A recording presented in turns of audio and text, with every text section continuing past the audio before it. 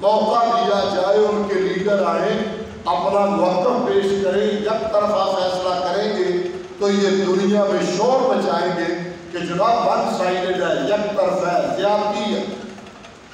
چنانچہ قادیانیوں کی طرف سے مرزا ناصر، لاہوریوں کی طرف سے صدر الدین، دونوں بڑی مسجع مقفع داڑھی، سر میں پگڑی، اچھا سفید لباس، لمبا کرتا۔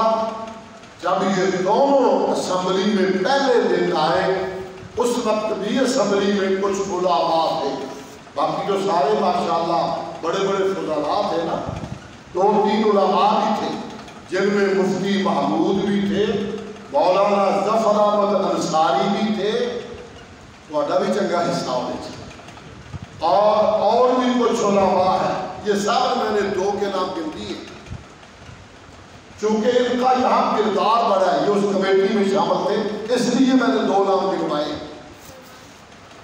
جب یہ پہلے دن اسمبلی میں آئے تو ممبروں نے دیکھا، ہمارے MLA حضرات نے کہنے لگے مولوی ہیں ہمیں روڑا پایا، پر اے صورتہ بھی کافر ہو سکتی داڑھی ٹوپی۔ اب یہ بیچارے سمجھتے ہیں کہ داڑھی میں، ٹوپی میں، پگڑی میں ہی ایمان ہوتا ہے، انہیں نہیں معلوم ایمان کا تعلق لباس سے نہیں، ایمان کا تعلق دل سے ہوتا ہے۔ مسئلہ خطاب اس کا ایک حصہ ہے۔ چنانچہ ان سے کہا گیا کہ آپ ذرا اپنا موقف پیش کریں۔ 200 صفحے پہ مبنی، 200 صفحے پہ مبنی مرزا ناصر اپنا موقف لکھ کر لے گیا جو اسمبلی کے ممبران نے سنا۔ اب اس کے بعد سوال جواب ہونے تھے اور آج کی میری گفتگو اسی پہ مکمل ہوگی۔ وہ چند ایک سوال ان میں عرض کروں گا، اس سے آپ کو ان کے عقیدے کی بھی سمجھ آ جائے گی، ہمیں آج کیا کرنا ہے یہ بھی تقریباً سمجھ آ جائے گی انشاءاللہ۔ پہلا سوال کیا، سوال کرنے والے یہ مولوی حضرات، وہ بڑا ان سے بدقتا تھا کہ نہیں جناب حفیظ پیر زادہ وزیر قانون ہے، یہ سوال کرے، مولانا کوثر ریاضی سوال کرے، اور مولوی کوئی نہ آئے۔ لیکن جو MLA تھے کمیٹی میں تھے وہ سوال تو کرنے تھے۔ سپیکر نے کہا نہیں جناب یہ جج کی حیثیت سے ہے، تمہیں ہر سوال کا جواب دینا ہوگا۔ اب گفتگو شروع ہوتی ہے۔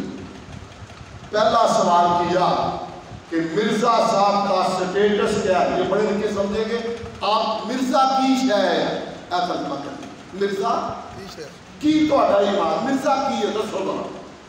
کوئی ہم سے سوال کرے کہ محمد علیہ السلام کیا ہے تو ہم بتائیں گے نا وہ رسول اللہ ہے، خاتم النبیین ہے، ان پہ ہم ایمان لاتے ہیں، کہا وہ کیا ہے بتائیں ذرا اس کے بارے میں۔ تو مرزا ناصر نے کہا کہ جناب وہ امتی نبی ہے۔ ذرا مجھے حاضر رہنا، بات سمجھ نہیں ہے، کیا ہے امتی نبی؟ کہا امتی نبی کیا ہوتا ہے؟ کہنے لگے جب امتی اطاعت کرتا کرتا یہاں تک پہنچ جائے کہ وہ نبی بن جاتا ہے، وہ امتی نبی ہوتا ہے۔ اگلا سوال کیا، اب تقریباً 1350 سال بیت رہے ہیں، 1400 سال ہو گئے ہیں، اس سے پہلے ان 14 صدیوں میں کتنے امتی نبی آئے؟ سمجھ رہے گا کتنے امتی نبی ہے؟ کہنے لگے کوئی نہیں۔ اس کے بعد قیامت تک اور امتی نبی آئیں گے؟ کہنے لگے نہیں۔ اب اگلا سوال کیا، کیا غار کے ساتھی، بازار کے ساتھی، آج مزار کے ساتھی ابو بکر صدیق رضی اللہ عنہ جن جیسا اس پورے آسمان نبیوں کے بعد کوئی بندہ نہیں دیکھا، اس کی اطاعت بھی ایسی نہیں تھی کہ امتی نبی بن جاتا؟ کہنے لگے نہیں۔ کہا ہوش کی بات کرو، ابو بکر وہ ہے میں نے لوگوں کے احسانوں کے بدلے چکا دیے، ابو بکر تیرے احسانوں کے بدلے اللہ ہی چکائے گا۔ کہہ لگے نہیں۔ اچھا، عمر فاروق رضی اللہ عنہ جن کے متعلق آپ نے خود فرمایا لو کانا بعدی نبی لکانا عمر، اگر نبوت کا دروازہ بند نہ ہوتا عمر میں خوبی تھی نبی بن جاتے۔ کہنے لگے وہ بھی اس درجے کو نہیں پہنچ پائے۔ کہا عثمان غنی، کہنے لگا نہیں۔ علی حیدر کرار، کہنے لگا نہیں۔ علماء نے کہا تیسرا طبقہ ہے، وہ بھی ذرا سمجھ لیں۔ کہا حسنین کریمین، سیدنا حسن ابن علی، سیدنا حسین ابن علی رضی اللہ عنہما، جو نبی کے مبارک کندھوں پہ سواری کرتے تھے، وہ بھی نہیں اطاعت کر کے یہاں تک پہنچے۔ کہنے لگے جی نہیں۔ کچھا آئمہ فقہاء میں سے کوئی؟ کہنے لگے نہیں۔ اب یہ بات پہلا مرحلہ سمجھ لیا۔ جب یہ باتیں کی تو کچھ MLA حضرات جو کہہ رہے تھے پر ہے بھی کافر نے، سوچنے شروع ہو گئے کہ کی ہوگی ہمارا نے۔ اگلا سوال کیا، اچھا یہ نبی ہے امتی نبی، اس پہ وہی آتی ہے؟ اب انہیں پتا تھا کہ تمام مقام پہ فکر کے علماء پیچھے بیٹھے تھے۔ مولانا حافظ ابراہیم کبیر پوری بھی تھے، حافظ عبد القادر روکڑی بھی تھے، اور باقی علماء بھی تھے، کتابیں رکھی تھی انشاء لگا کے۔ جب یہ مولوی حضرات ظفر احمد عثمانی اور مفتی محمود یہ 2 کمیٹی میں تھے، جب کوئی بات کرتے یہ کتاب تھماتے جناب یہ آپ کی کتاب صفحہ اتنا لائن اتنی، اسے پتا تھا کتابیں لے کے بیٹھے۔ کہا وہی آتی تھی؟ کہنے لگا جی آتی تھی، چونکہ اس کا دعویٰ تھا مجھ پہ اسی طرح وہی آتی ہے، نعوذ باللہ استغفر اللہ، جس طرح محمد الرسول اللہ صلی اللہ علیہ وسلم پہ قرآن اترتا تھا۔ اور دوسری جگہ لکھا مجھ پہ وہی اس طرح آتی ہے جس طرح آسمان سے بارش ہوتی ہے۔ اگلا سوال، میری بات سمجھتے جا رہے ہیں؟ میں کوشش کر رہا گھر سمجھ آ جائے۔ اگلا سوال یہ تھا کہ جو ہمارے نبی پہ وحی آتی ہے ہم گارنٹی دیتے ہیں اس وحی میں نہ شک نہ اس وحی میں خطا کا امکان، وہ بے عیب اور لا ریب ہے۔ جو ہمارے نبی پہ وحی آئی اس قرآن کا آغاز ہی یہاں سے ہے، لا ریب فیہ۔ کوئی وہی ہے پہلی آپ کو الف لام میم ذالک الکتاب لا ریب فیہ۔ کہنے لگا بالکل جو ہمارے نبی مرزا غلام احمد قادیانی پہ وحی آتی ہے وہ بھی سچی اور حق ہے۔ کہا خطا کا امکان تو نہیں، بھول جانے کا؟ کہنے لگا نہیں۔ تو اچھا پھر یہ بتاؤ، یہ تمہارا نبی وحی میں کہہ رہا ہے کہ جو بندہ موسیٰ علیہ السلام پہ ایمان لائے اور عیسیٰ علیہ السلام پہ ایمان نہ لائے، یا عیسیٰ علیہ السلام پہ ایمان لائے اور موسیٰ علیہ السلام پہ نہ لائے، یا عیسیٰ علیہ السلام پہ ایمان لائے اور محمد الرسول اللہ صلی اللہ علیہ وسلم پہ ایمان نہ لائے، اور آخری اس کا حصہ جو محمد الرسول اللہ صلی اللہ علیہ وسلم پہ ایمان لائے اور مرزا قادیانی پہ ایمان نہ لائے، وہ کافر ہے۔ ساری بات سمجھ لیا؟ وہ کافر ہے، پکا کافر ہے، دین اسلام سے خارج ہے، جہنمی ہے۔ کتنے فکرے میں نے کہے؟ 4۔ کافر، پکا کافر، دائرہ اسلام سے خارج اور جہنمی۔ تھوڑا بھلایا کہنے لگا نہیں یہاں کافر سے مراد، جب کہا نا کافر جو مرزا قادیانی پہ ایمان نہ لائے تو جڑے بیلی بیٹھے سے اپنے کو گوشا ہوئی وہ سارے حیران، بیڑی موڑ کی سادہ راہ بھی لے گئے، وہ بڑے ایموشنل، بڑے جلد باز کارے پہلے مکاؤ جی مکاؤ، تب ہمارے کسی کم سے نہیں، لو صبر کرو، یہ پوری دنیا میں دیکھ رہے ہیں اس فیصلے کو۔ کہنے لگا نہیں اصل میں یہاں یہ کچے کافر ہیں، پہلے نمبر پر کچے کافر تو ہے۔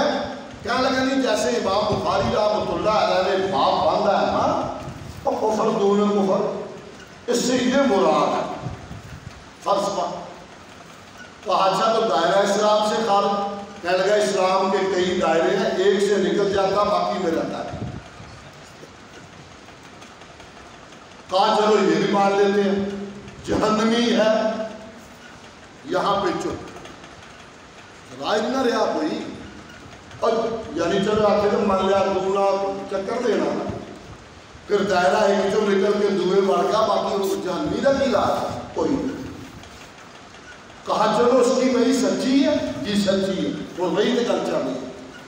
کہتے ہیں جناب مرزا صاحب فرماتے ہیں اور اس کا بیٹا یہ اپنے الفضل میں بھی اور بہت ساری کتابوں میں یہ حوالہ موجود ہے، کہا جو مرزا قادیانی پہ ایمان نہیں لاتا وہ ایک ہو، وہ 100 ہو، وہ 1000 ہو، وہ لاکھ ہو، وہ کروڑ ہو، وہ ارب ہو، وہ خرب ہو، وہ سارے کنجریوں کی اولاد۔ باقی تو اٹھا دے گا، ذرا بچنا تھا، دیکھنا تھا وہ کیا ہے، نعوذ باللہ کنجریوں کی اولاد۔ یہ سنا تو ایم این اے کنٹرول سے پار ہونا شروع ہوئے، اور چھوٹو جی چھوٹو کی حوالے لبڑے کا صبر کرو حضرات۔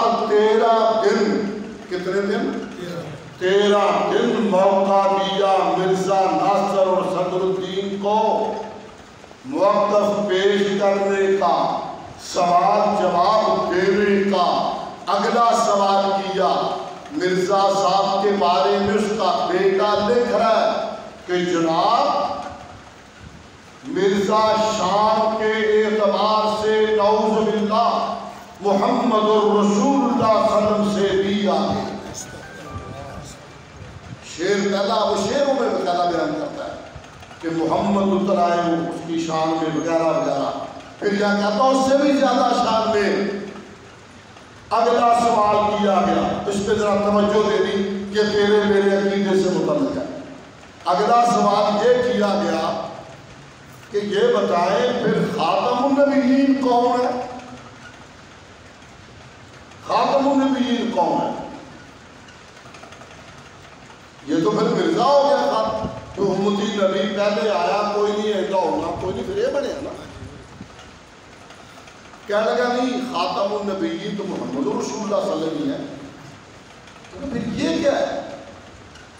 اب کہنے لگا اصل میں وہ اتنے درجے پہ پہنچ گئے، وہ ہو گئے، وہ ہو گئے، وہ بھی خاتم النبیین ہے، وہ بھی خاتم النبیین ہے۔ استغفر اللہ۔ حضرات بالآخر میں یہ ان میں سے چند ایک سوال آپ کے سامنے رکھ رہا ہوں، چند ایک سوال، ورنہ وہ ذلی بروزی کی بحث میں کیا تو وہ بھی اسی میں تھا۔ اس کی اس نے مثال دی کہ ایک بندہ شیشہ لے، آئینہ لے، اور اس میں جو دیکھے گا سامنے وہی ہوگا، خود نہیں ہوگا، سامنے وہ ہوگا اور خود نہیں ہوگا۔ اسی طرح ادھر محمد علیہ السلام ہے اور ذلی طور پہ مرزا قادیان۔ مثال شیشے سے دیکھ کے اب یہ سمجھا رہے ہیں حضرات ذی وقار، جس طرح وطن عزیز کی سرحدوں کا تحفظ ضروری، اس سے بڑھ کر ایمان کی سرحدوں کا تحفظ ضروری ہے۔ اور میں یہ بھی آپ سے کہوں، اللہ گواہ ہے، مرزا غلام احمد قادیانی کی وہ کتابیں فتوائیں موجود ہیں. جب اس نے پکارا اور امرتسر عیدگاہ کے اندر مباہلہ ہوا، اور وہ مباہلہ صوفی عبدالحق غزنوی رحمہ اللہ نے کیا. یہ غزنوی خاندان سے تھے، نام ہی ان کا صوفی عبدالحق غزنوی تھا. اور عجیب دعا کی تھی اس میں بھی تھا کہ جھوٹا سچے کی زندگی میں مر جائے. یہ 1908 میں ذلت کی موت، مطلب ذلت کی موت. اگرچہ اس کا آخری فیصلے کے نام پہ اشتہار دیا تھا، مبادے کا، مولانا ثناء اللہ مرتضی رحمہ اللہ. یہ تحریری اشتہار ہے کہ یا اللہ جھوٹا سچے کی زندگی میں مرے اور ذلت کی موت مرے. اس میں صرف اتنا کہوں، یہ لاہور میں مرا تھا، آپ کو پتا ہوگا. لاہور میں 26 مئی 1908 کو لاہور میں اسہال کی مرض میں اب پیچس لگے تھے، جلاب لگے تھے، اور اس کی موت بھی بیت الخلاء کے اندر آئی. اسے لے جانا تھا LDA، لاہور سے کوئی چیز نہیں مل رہی تھی، اور لوگ بڑے جذباتی تھے. میت لے جانا مشکل تھی، تو بلدیہ جس گاڑیوں میں یہ گند نہیں کراتے، اس گاڑی میں اس کی چارپائی رکھی، اور تقسیم میرے مولا کی ٹرین کا ڈبہ بھی وہ ملا جس پہ وہاں سے گند آگے بھجوایا جاتا تھا. جتوں دا مال اتنے پہنچا. ذلت کی موت مرا. اور پھر کسی نے سوال کیا تھا عطا اللہ شاہ بخاری رحمہ اللہ سے کہ جی نبی ہونے واسطے کی چاہیے؟ انہوں نے کہا کم از کم انسان ہونا چاہیے. کم از کم انسان کا ہونا چاہیے. حضرات، مرزا غلام محمد قادیانی صرف یہ نہیں کہ حیات مسیح کے مسئلے پہ بات ہے، یہ سچی بات ہے. کبھی کبھی کہتے ہیں کہ یہ خود اللہ ہے، استغفر اللہ. کبھی حضور سے بھی آگے، انبیاء کا گستاخ، انبیاء کا گستاخ. بلکہ اس کی فطرت میں گند تھا، بکواس تھا، مگر جس طریقے سے انگریز نے اسے شروع کیا تھا وہ آج تک وفا کر رہا ہے، اور اسی طرح اسے سنبھال رہا ہے. میں نے یہ گفتگو ایک تو تاریخی اعتبار سے کی ہے، دوسری اس لیے کی ہے حضرات شاید آپ محسوس کر رہے ہیں یا نہیں کر رہے. کچھ